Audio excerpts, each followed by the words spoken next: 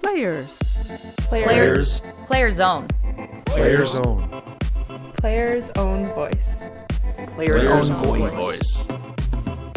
It's Player's Own Voice, a podcast from CBC Sports.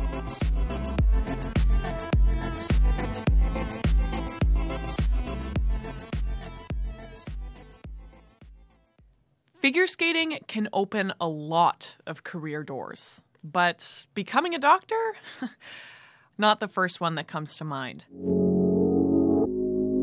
Olympic figure skater Joannie Rochette, soon to be Doctor Rochette, says all those long, lonely hours of focus and practice set her up perfectly for more long, lonely hours of hitting the books in med school. Joannie's skating career was a glorious one, and we'll get to that in a minute. But for all the championships, the moment that had Canadians holding their breath was when Rochette skated in Vancouver 2010, only a couple of days after her mother succumbed to a fatal heart attack. The psychological strength on display went way beyond endearing Joannie Rochette to the country. She became a living symbol of emotional resilience.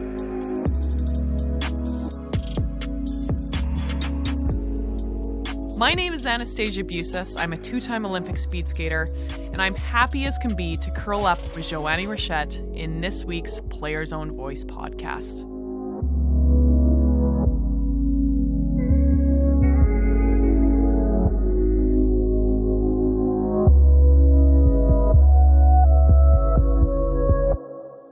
Six-time Canadian national champion, world medalist. Stop looking at my notes. Okay. You did your homework. Multi-international Grand Prix medalist and Olympic bronze in 2010. One of the most amazing Olympic moments in modern Olympic memory. You're also becoming a doctor now. Like, what are you not good at? I'm here with Joannie Rochette, if you haven't figured it out. Cat lover, good dancer. Every time that I go dancing with the figure skaters, Eric Radford is always like, dance more like Joe. And I'm like, what does that even mean? He's saying you're a very good dancer. You also probably can probably rock a leather jacket better than anyone else I've ever met. Wow, thank you. Yeah. And Vespa. We've just talked about this. Oh my gosh. She owns a Vespa, and we're going through the tunnel in Ville-Marie in Montreal, and I thought to myself, I might die with Joannie Rochette on this Vespa, because there are a lot of potholes in Montreal. Oh no, I'm sorry you felt that way, but yeah, Vespa is the way to go in Montreal, especially with all the traffic and the parking, and I'm super impatient. That's one thing about me. I hate to wait in traffic, and Vespa is kind of nice because you can kind of make your way in through the traffic. And you can park anywhere. Would you pay for parking? No, you always find spots in between two cars or at the end of a row, and I always find a way to not pay. So that's great. Do you get parking tickets that you just don't pay for? No, if I get one, I pay for it. But well, because I went on Wikipedia and I was like, okay, Jojo, what do we have here? You're a Capricorn. You're the goat of the horoscope. Are you like an ornery goat? Like, are you very stubborn? I think I am on a few things, depending what, but I would think so. But I think every Olympian is stubborn on a few things, especially when you're training, you have to be. But through the years, you kind of learn to choose your battles. Yeah, I would say. Well, you got great brows, so your eyebrows are on point. I'm thinking that you win that battle. I should have done my makeup better. I thought this was just a podcast. It is. No one can see us. They just like to eavesdrop. Thank God.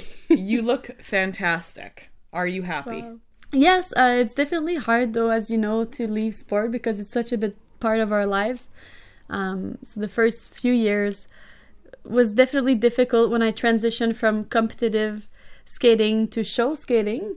But we have such an amazing cast, and like Eric and Caitlin and Andrew, and it's such a good group of people that the transition is kind of smoother in figure skating because we get to still do what we love, perform, do stars on ice, but not necessarily have to have such a rigid lifestyle. We can drink wine the night before a show, and it's a very nice lifestyle. But after a while, I kind of asked myself, okay, what do I want to do after skating, like for the rest of my life? And shows are great, but you can't do them until you're 50.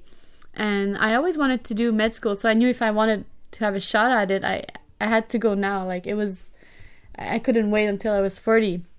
So leaving the sport, leaving the show skating world was definitely hard. But to be honest, I didn't have so much free time to think about it, which is good. But I recently went back to Quebec City. There was a show with the Thank You Canada tour, and I was watching them skate at one point in the finale, and I got teary. I got very emotional, and I didn't expect it because on a day-to-day basis, I don't really have time to miss skating. But then I was watching it, and I miss the skating family. And even though sometimes, I'll be honest, we love each other very much, but we all hate each other at some points. We're like a big dysfunctional family. There's nothing that beats being center ice, having the crowd clapping for you, and being with that special group of people. It's truly special, and I'm really grateful for the moments that we share together on the ice. When did you decide, though, I want to do medicine? I mean, this is unbelievable. Like, congratulations. And I'm so proud of you for, I feel like a few years ago, you're like, I might go back to McGill and do pre-med. And it kind of was like, oh, that's great. And then now here we are 3 years later, and you're like, I'm finishing my psych practicum. Yeah, it's kind of weird. But when I was doing CEGEP, that's a 2-year program we have here in Quebec after high school, I really wanted to do medicine later on, but I had to do my CEGEP part-time because skating was going quite well, and that was tough to kind of, and back then they wouldn't accept students who do part-time schooling into med school, so I knew my chances were almost close to zero to get in later on, so that was tough. But recently, in recent years, McGill especially have been accepting students with different backgrounds, and I thought, okay, maybe I do still have a shot. I'll just try it, and we'll see. And the first year I applied, I didn't think I would get in right away. I wasn't expecting it. And when I got the letter, I was very excited, but at the same time sad, because I knew that meant that my skating career would come to an end, and I couldn't refuse it because that was also a dream of mine. But thinking about the future, I probably would have wanted to skate 2 or 3 more years. But having that opportunity, I really couldn't refuse. Will you ever go back to skating, to doing a few shows here and there? I don't know. I mean, the more I'm into school, it's kind of hard. It's been almost 2 years now I haven't skated, so it's going to get harder and harder. But I always like to keep a little bit of hope in the back of my head and think that maybe one day I'll do another show. But it's hard. When I go back on the ice, I do feel it, like it's different. But in my head, when I dream at night, I still feel like I'm a skater. I hear a piece of music, I'm still skating to it. So, I mean, I'm still doing it in my dreams, I guess. But I think the chances are pretty slim that I'll do a full skating tour. But I would love to be on the ice once more and get my jumps back to what they were. Kind of, I saw Elvis Stoico. He's 46 years old. He rocks it. He's amazing. He's amazing. Doing his triple lutzes. I mean, he's my hero. I want to be like that when I'm 46. I want to be Elvis when I'm 46. I want to be Elvis. What characteristics has figure skating given you that you have taken into this new pursuit? I think figure skating is a very lonely sport when you're a single skater like I was. I never had a partner. So you're used to making your own schedule and motivating yourself, setting your own goals, going on the ice alone every day. It's not a team sport, and I think studying medicine or studying anything, you have to spend a lot of hours by yourself in your head studying alone. So I think that kind of helped, and also be able to set goals, because I mean, like anything, medicine, sometimes I would go home and be so overwhelmed by the amount of stuff I had to learn in such a short amount of time. But I think skating or sport in general gives you a framework to break it down into smaller goals and keep going, even though you don't see the end of it, just to wake up every morning and put in the effort, even though you're not sure it's going to add up in the end. I think that's, I mean, as athletes, you know, anything we do after that, we're fighters. Like we'll always get up in the morning, even after a bad day, after a bad evaluation at school. That's our nature. Like, yes, of course, there are some harder times, but I think sport is a really good school of life to whatever you do after. Did your mom know that you wanted to get into medicine? Yes. So my mom was working in a retirement home, and I used to volunteer with her when I was younger and feed the patients and just talk to them. And I knew I liked that contact with people. But a bit later on, one of my cousins became a pharmacist, and in school I naturally really liked science and being an athlete. I'm sure you've had many injuries too in the past, and you want to understand how your body can heal better and understand the pathophysiology, how your body works. So I was always curious about that. And yeah, I guess it was just kind of happened naturally, and my mom knew after high school that's what I wanted to do, and it was very tough for her to let me go to school part-time to pursue my Olympic dream, because she knew it meant maybe not going into medicine later on. But yeah, I think somewhere she's looking down and she's happy for me. 8 years. 2010 was 8 years ago. Oh my gosh. That's where we first met. We met at a party in 2010. It was the Budweiser party, and you were very gracious. You had just won your medal. I watched your long program, and I said, thank you for doing that. How have you changed in that many circles around the sun? I don't even know. To be honest, in Vancouver, I don't remember much of it. I was surrounded by my team, thankfully, because I don't think I would have been able to step onto that ice. Losing my mom, we were so close, and all my life she had been very supportive in my skating career. It was a very tough week, but I was so lucky to be in Canada and be surrounded by all these great people and athletes. I remember the hockey team wrote me a little book to encourage me, and not just the hockey team, the whole Olympic team. Yeah, I think we changed, but I still feel like I'm 20 in my head sometimes. Me too. And it's moments that we shared together as athletes. Going to the Olympics is such an intense 2 weeks that we share so much. We go through a very similar journey, whether it goes well or not. The stress, the intensity, and then the partying. I didn't do much partying in Vancouver, but I remember my past Olympics in Torino, and I feel like being Olympian when you meet another one in the street, which doesn't happen very often, but we shared something so intense that it kind of glues us together. But yeah, we do change, I think, and especially going through show skating, being able to enjoy life a little bit more. I feel like as athletes sometimes we're so focused on our goals that we put aside like social life and partying and a little bit of that, but still deep inside I feel like I'm the same. I don't know if it's the same for you. No, when I get ID'd now at the LCBO, I'm like, like thinking I have a fake ID and I'm almost 30.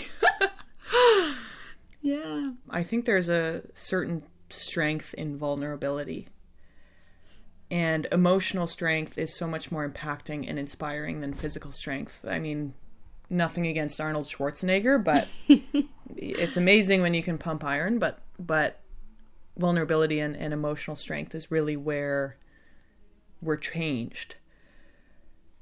Did you struggle with kind of being the face of that movement and then thinking, well, I'm just me.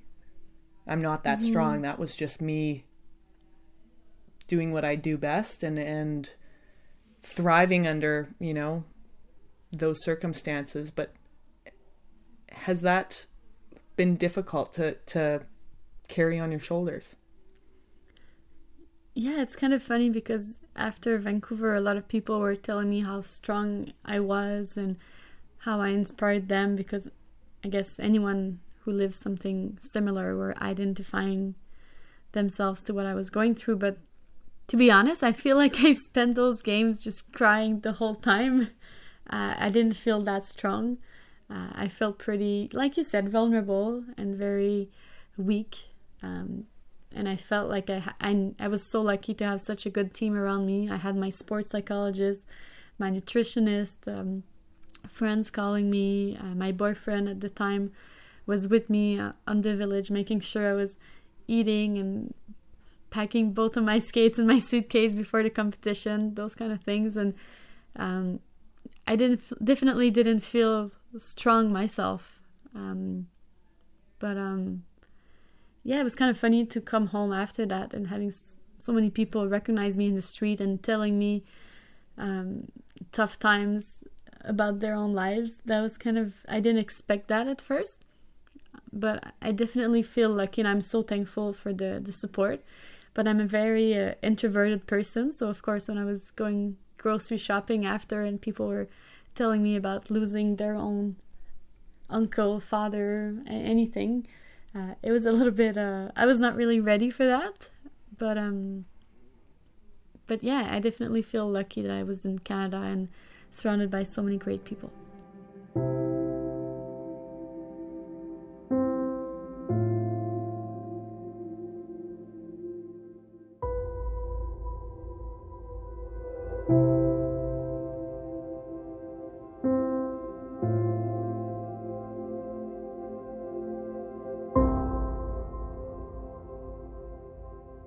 How do you cope with setbacks now? Like, how do you get over a broken heart?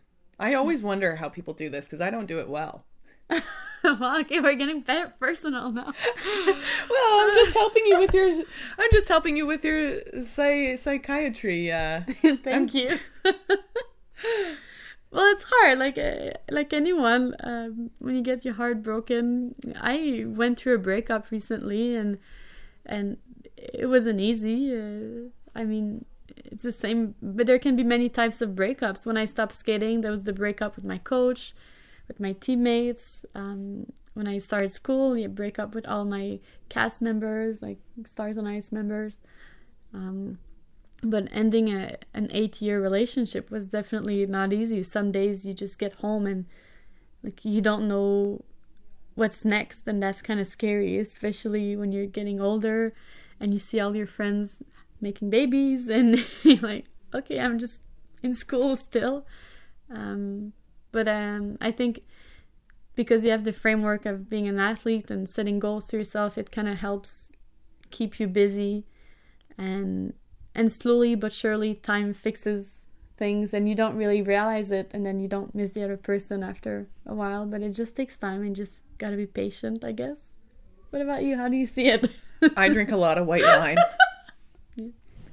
You told me off the record that you always struggled with not being a world champion. Mm-hmm, yes. What is your largest regret in your figure skating career? After the Olympics, I really wanted to go to Worlds. I felt like it was such a great timing. A few of the top skaters were retiring, and usually the first 2 seasons after an Olympic game is a really good timing, especially if you want to. I was third at the Olympics, so if you want to make it to become a world champion, it would have been really great. But after Vancouver, there were so many other opportunities, and then there was my mom's funeral, so I didn't train for 3 weeks. And when I wanted to go back to the ice, my coach actually came up to me and said, I don't think you're ready for this. You haven't trained for 3 weeks. I think it would be better off for this year at least to sit out and not go to Worlds. And she was probably right. But looking back, I kind of feel like I lost my opportunity, or my shot at the World Championship at least. And even though I don't think it changed much in terms of opportunities and doing shows, it's still something that I felt later on in my career when we would do Stars on Ice and I would see all the other skaters being greeted as world champion. I felt like I missed out a bit in my career because I didn't go for those 2 extra years after the games. But you get over it. Who is Jojo Rochette, Joannie Rochette, Joe Rochette without figure skating? Wow, that's a very deep question, Anastasia. That's why they pay me the big bucks. I think I need another month of psychiatry to be able to answer that. But it's funny because going back to school, it's kind of me going back to my roots and who I was before being a figure skater.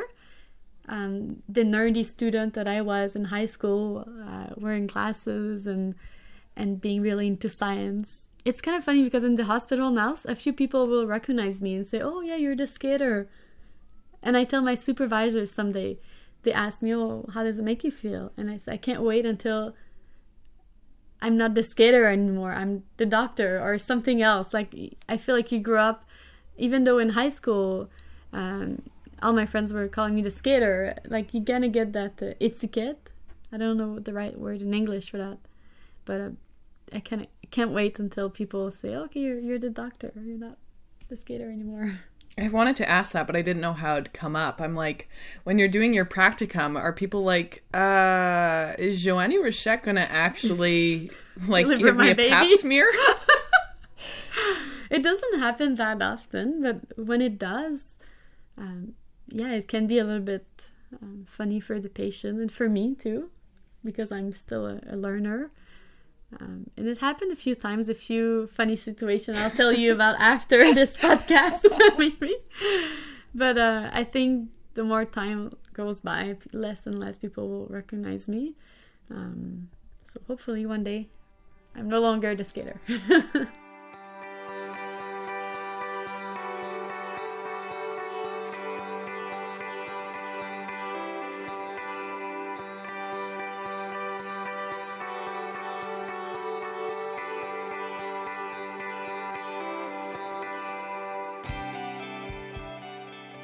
Who was your hero growing up? Like, I want you to go, like, I thought, oh my gosh, 1994, watching Oksana Bayul win gold. Should have known I was gay right then and there. Thought she was so beautiful. I wanted to be a figure skater. Never happened, of course. Who were your heroes growing up? It's funny, I didn't know that about you. I know, not many people do. I've just, like, grown Oksana into Bayul. myself. But same as you, it's so funny. I guess we're the same generation, but I grew up watching her skate, and my first Olympics that I saw on TV was 94. So I saw her, Nancy Kerrigan, and José Chouinard. Have you met Nancy Kerrigan? Yes. What's she like? No, she was very nice. I mean, I met her in a professional context. We were doing a show, and it was kind of a bit surreal. Oh, I'm obsessed with like old figure skating, like folklore. Yeah, and I didn't know if I should ask her about Tonya Harding or not, but I kind of wanted to have more information on that story, but I did not. But yeah, she was very nice, and it was kind of cool. It was kind of like a trip to the past to share the ice with her, and it was the same thing when I would share the ice with Elvis Stoico on Stars on Ice. I mean, I grew up with a poster of him on my wall, just above my bed. So it's kind of funny to share the ice with someone who's been so iconic and who's occupied such a big part of my childhood. Were you a Michelle Kwan fan? Yes, I grew up watching her too. But I really loved Tara Lipinski because she was so young and she kind of stole it away. And I remember. That was they were both amazing skaters, but back then in 98, I really loved Tara Lipinski. And then later on, I actually competed against Michelle Kwan at my first world championship. That was so surreal. And did you ask for her autograph? No, I did not. Oh, you should. I asked for a picture though at the banquet. Yes. For someone who's never figure skated, I even am like, Michelle.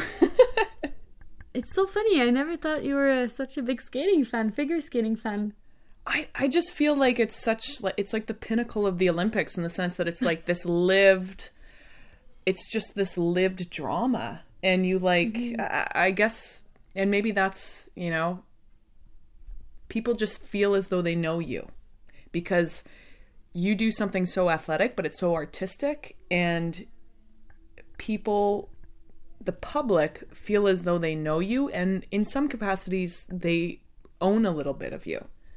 I talked to Patrick about that, Patrick Chan, and he said, yeah. Have you felt that same way?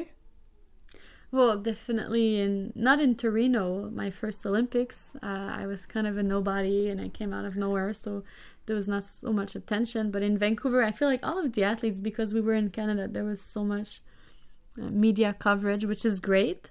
Especially as Olympian, we get the spotlight once every 4 years, so it's great. But yeah, you do feel like after Vancouver, there were pictures of my mother on the news everywhere. People would go to my hometown to talk to my uncles or cousins. That was kind of, I was not really ready for that, to be honest. But yeah, I do feel like people kind of own a little bit of your story or whatever you share with them.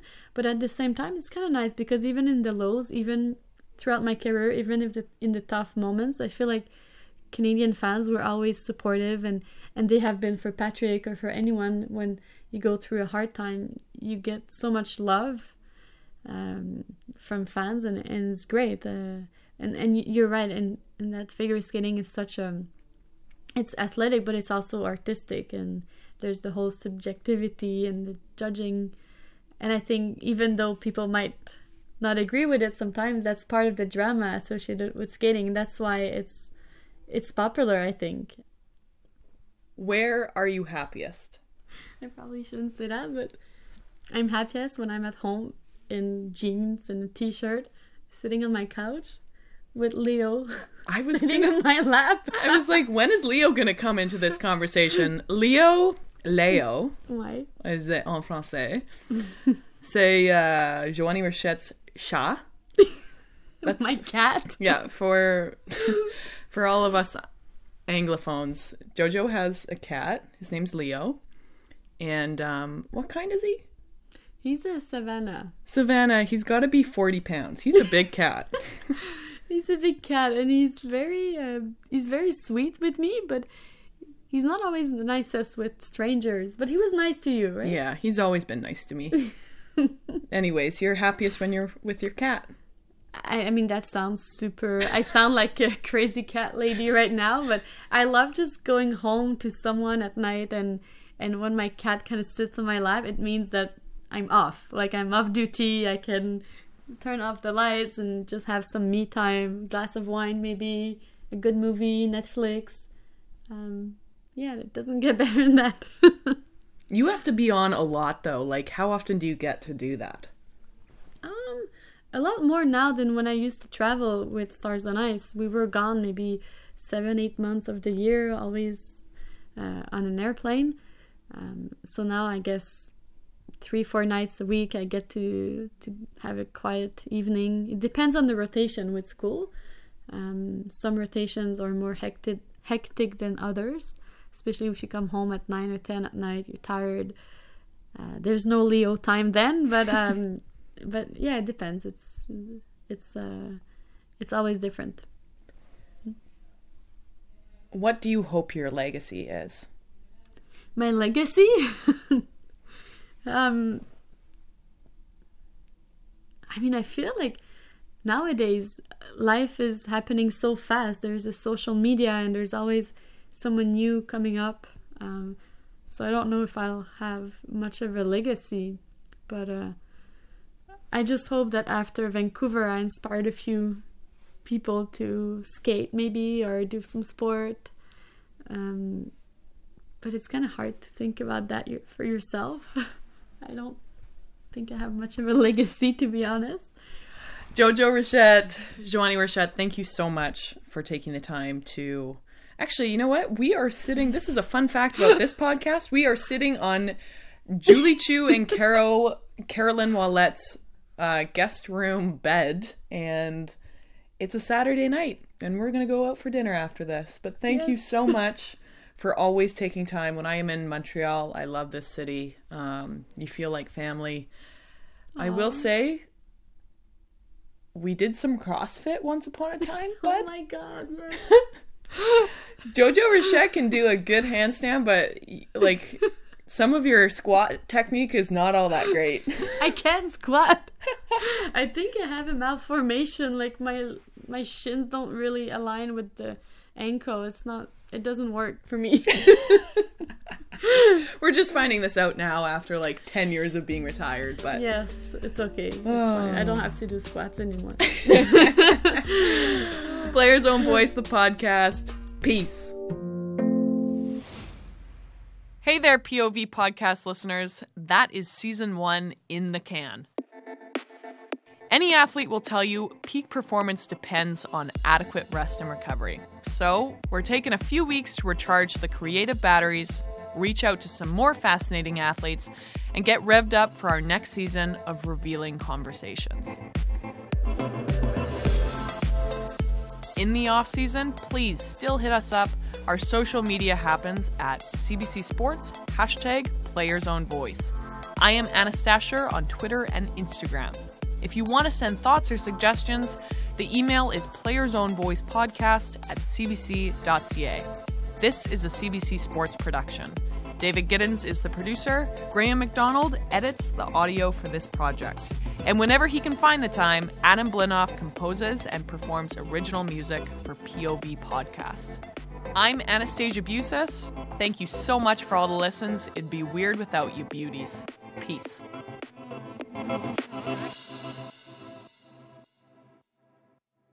Before you go, just a reminder, if you are a fan of hockey or storytelling, then add the Hockey Night in Canada podcast to your list of must-listen-to podcasts. Rob Pizzo catches up with many of the colorful characters within the sport as they reminisce about the great moments and players of the game. It goes way beyond just the stats and scores.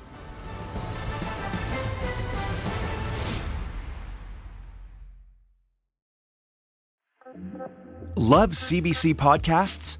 Help us make them better. Take our CBC Podcast listener survey now at cbc.ca/podcasts. The quick survey will help us improve your favorite CBC podcasts. cbc.ca/podcasts.